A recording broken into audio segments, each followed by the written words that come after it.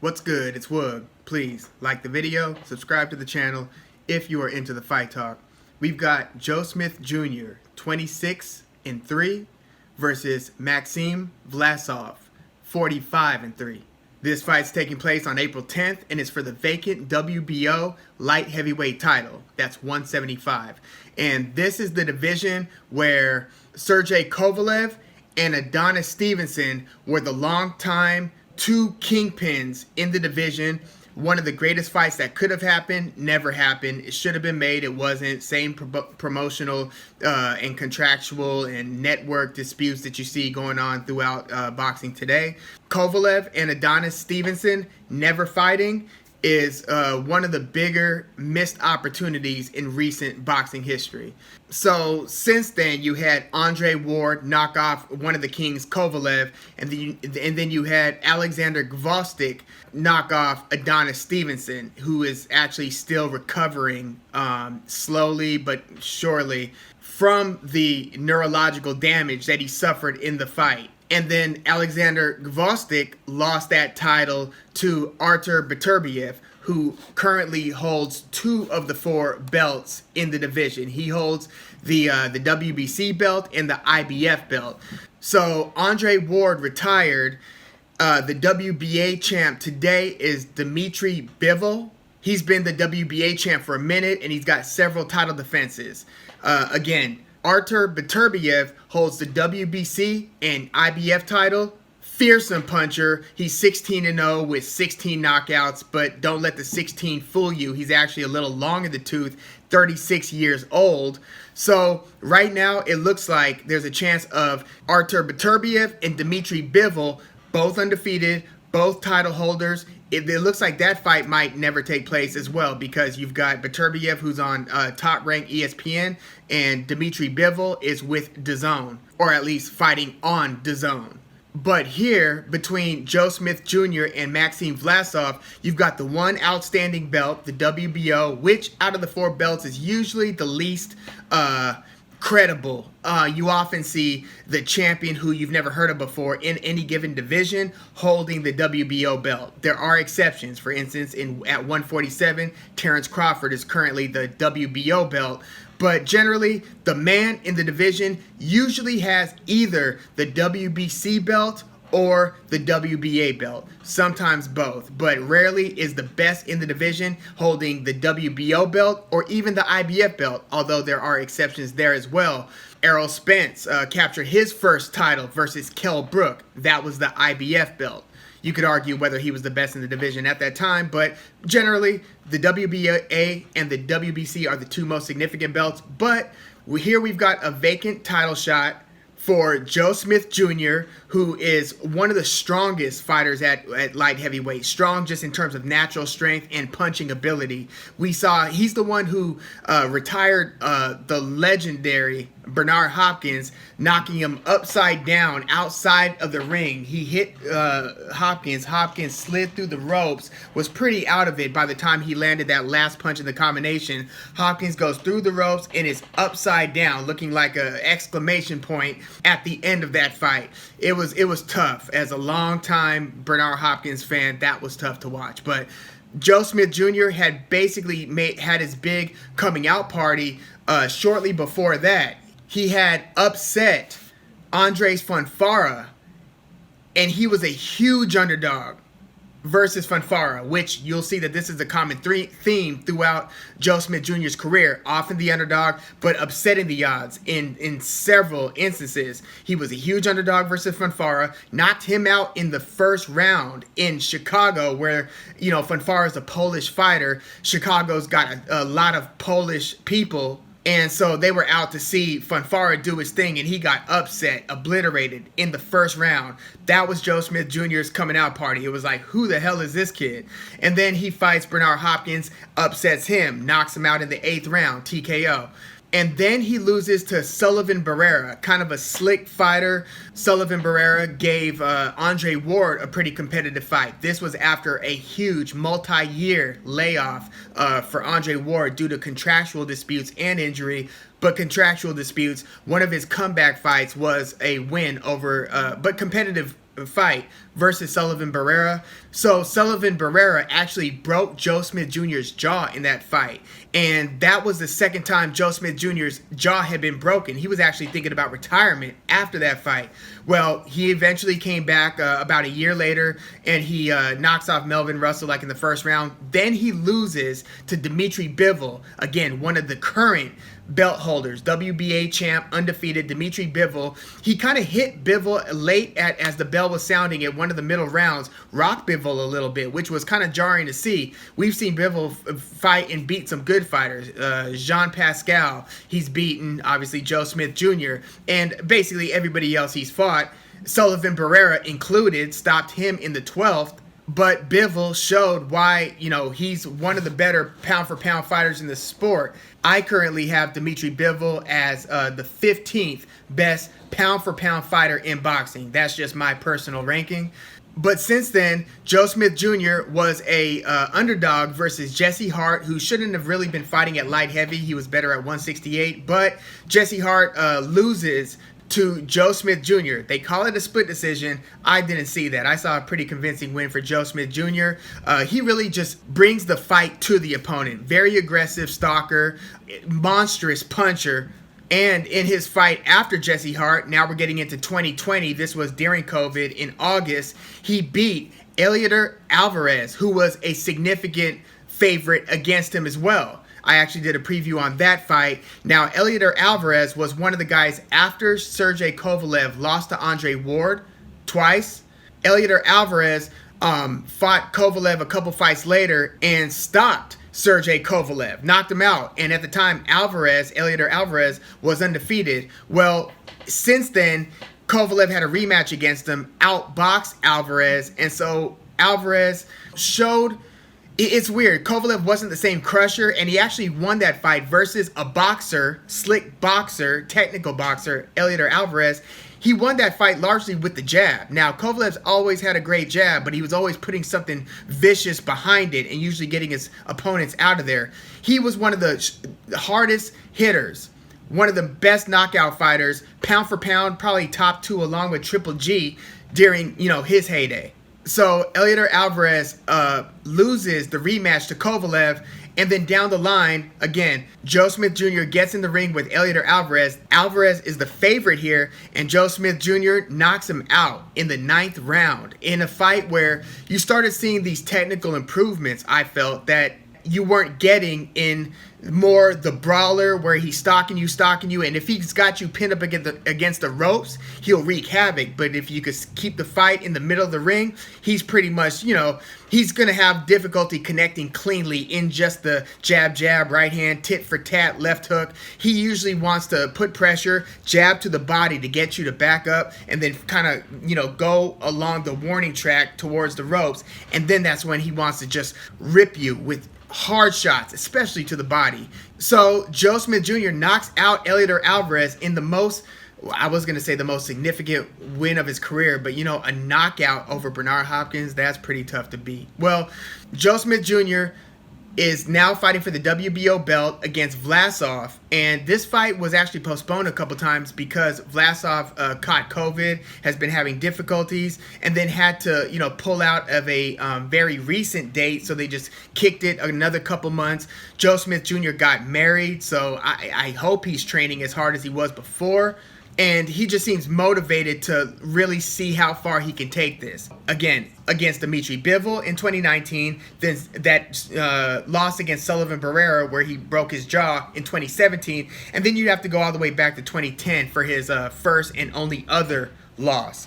Other than that, he's beating very, very high caliber fighters. So for somebody to kind of paint him as some like club fighter who's got a puncher's chance and nothing else, I don't think that's accurate. I think that he's shown the ability to kind of trap his opponents and to, to really bring the pain. I mean, Bernard Hopkins, if nothing else, and B-Hop was like 50, literally like 51 years old at the time he fought Joe Smith Jr., but still, it's still an accomplishment. Hopkins is a very crafty fighter, and if he can't, outgun you like he couldn't with Sergey Kovalev, he still knows how to survive.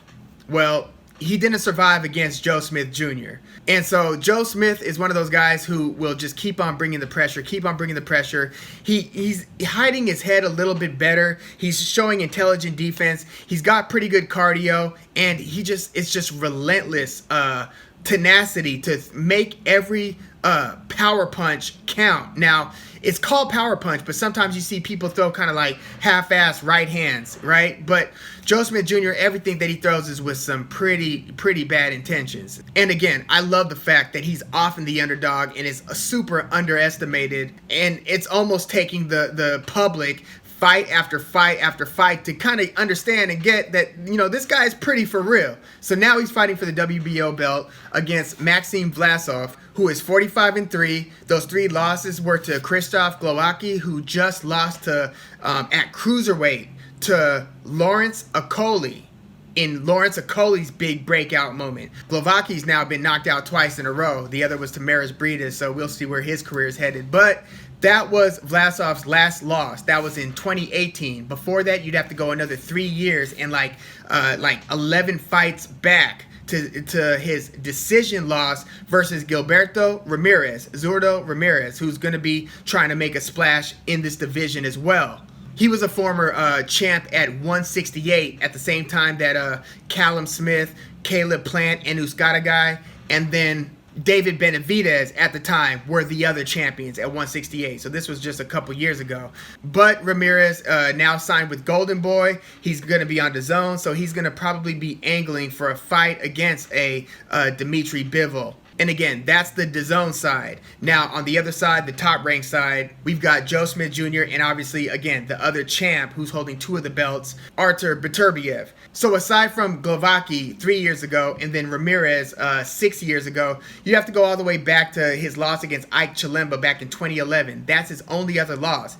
All 3 of these losses are via decision. So when he's fighting the tough guys, and most of the guys that he's fought are people that most of us had never heard of before. He spent most of his career fighting in Russia against, people from all different nationalities. You see like 20, 30 different flags representing his opponent's home countries if you look at his fight history. So some of these guys are, more technical boxers. Some of these guys are like come forward, aggressive fighters. But even when he's fighting the tough guys, they're not getting him out of there. I mean, in fact, he's knocking most of his opponents out. His last 2 wins are via decision, but in a lot of other cases prior to that, a lot of knockouts. Now he's 34 years old, so maybe his ability to put his foot on the gas and to get the finish has kind of waned like a lot of people do when they get into their 30s and mid-30s. But I think it's important to note that he's losing the only fights that he's lost via decision, because you could argue, that Joe Smith Jr. still is vulnerable in the middle of the ring where we've seen him outclass more than once. And Vlasov is a pretty solid and reliable round winner. I believe that you've got round winners, you've got people who can knock you out, and then you got, some hybrids and permutations of different abilities, right? But it's important to be a round winner. Round winners are often ducked, like Devin Haney appears to be a great round winner. Demetrius Andrade, these guys are very tough to beat. Now, I don't want to paint Devin Haney as a non-knockout artist this early, but I'm just saying there are fighters who know what to do and how to navigate the ring to do just enough or, more than enough to convincingly win the round, even in the cases where they're not dropping their opponent or getting them out of there. Vlasov could kind of do both. Joe Smith Jr. is more of a knockout artist. Even though, again, I thought he won a few rounds against Artur Alvarez in his last fight before stopping him. So, them postponing the fight due to COVID, and then the fact that Vlasov hasn't fought since November of 2019. So he didn't even fight through at one time through the pandemic. You'd have to go. That's 15 months ago? No, we're in April now. That's basically almost a year and a half ago since Vlasov's been in the ring. So that, plus the age, 34, plus the fact that Joe Smith Jr. seems to really be improving. Not only does he have the knockout hammers, but he's becoming very measured in when he's deploying his weapons. I think that Joe Smith is going to have some, I think he's going to be a little slower in round 1. I don't think he's just going to come, full steam ahead. I think Vlasov might win round 1. But I think that Joe Smith over time is going to find more and more opportunities to kind of work the older Vlasov into the ropes, make this a little less of a technical fight, and try to really beat Vlasov to the body, especially early. And I think that that is going to be the moneymaker for Joe Smith Jr. His commitment to the body in the early rounds are going to get the more, you could argue, more technical fighter in Vlasov to kind of slow down his volume, slow down his reaction time, his mobility to kind of make Joe Smith Jr. chase him around the ring. There's going to be less of that the more he's getting hurt to the body. So I think that he could win maybe 2 out of the first 4 rounds, he being Vlasov, maybe even like 3 out of the first 5. But I do think that Joe Smith Jr. is going to start working him over. The question is, can Vlasov then hit the next gear to not only survive the onslaught, but to then get back into round-winning mode and pull off a decision? I don't think that you could even rule out a Vlasov knockout if Joe Smith Jr. starts to get hit, because he has been stopped like a long time ago. He has a pretty good chin. You have to go, it was damn near amateur, one of his like really early fights. He was like 5-0 and lost to Camillero. This was like 10 years ago. Joe Smith Jr. was like 20 years old. But he's got a pretty good chin, but Vlasov can't hit. And if he could find enough opportunities to make Joe Smith Jr. pay for advancing, then maybe he can give Joe Smith Jr. the shaky leg. I think it's more likely that Joe Smith Jr. comes on strong in the middle rounds, starts taking over the fight. At some point, if he did fall behind on the scorecard, take control of that and take the lead. And I think that by the end of this, it's going to be a question of whether Vlasov can hang on and survive the last 3 rounds. And I think that his, because again, I expect him to wane. 34 years old, no, you're not super duper old, but that coupled with, again, a 1.5 years out of the ring, we'll see what he looks like. I mean, hell, I don't know what Joe Smith's going to look like with this fight being postponed. Maybe he hit a stride where it was the perfect timing to fight him a couple months ago, and the fact that they push it forward another couple months, maybe that throws something off. But I think it's more likely that, having had COVID and having the much greater layoff, Vlasov's going to be the one to suffer from that inactivity. And so I'm taking the bull in the china shop, Joe Smith Jr., but not by knockout. I think this one's actually going to be via decision. But I think he'll look impressive enough to where people will want to see a showdown between him and a unified, that just means 2 belts or more. Undisputed means holding all 4 titles. But if Joe Smith Jr. wins here and looks impressive, I think it's a high likelihood that he has a showdown with Artur Beterbiev. And even if Vlasov wins, I think that it's likely that they make that unification fight. And Beterbiev being like 35, 36 years old now, that actually has me wondering what the next 2 years are going to look like in his career if he does fight a Joe Smith or Dmitry Bivol at some point. I don't love his chances now as much as I did 2 years ago, 3 years ago. I just don't know if the same Beterbiev who unified the WBC and the IBF title versus Gvozdyk back in October 2019, I just don't know if he's the same guy with the same ferocity and motor. But we'll find these things out. But right now, let's get ready for Joe Smith Jr. versus Maxim Vlasov. Let me know what you think about this one. Again, I'm going Joe Smith Jr. via decision. And Smith is actually a greater than 3-1 favorite for this one. So he's not the underdog this time. Go figure. But yeah, this should be interesting because he's fighting a super durable fighter who knows how to box. So we'll see if he could crack his code and be able to put him in situations where he could let his hands go. Because again, he has some of the hardest punches at light heavyweight. I don't know who hits harder between him and Beterbiev. I know he hits harder than Dmitry Bivol. I'm looking forward to this Joe Smith Jr. versus Maxim Vlasov long-awaited clash.